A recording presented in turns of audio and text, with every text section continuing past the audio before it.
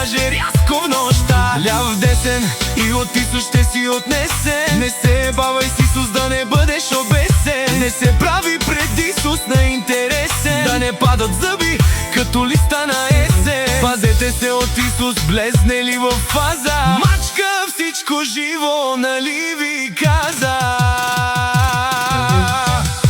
Мафиоти, тарикати, патрони, джамбази, всяка мишка в краката на Исус лази. Боксове, ножове, бухалки и пистолети, от Исус още два юмрука не сте оцелели.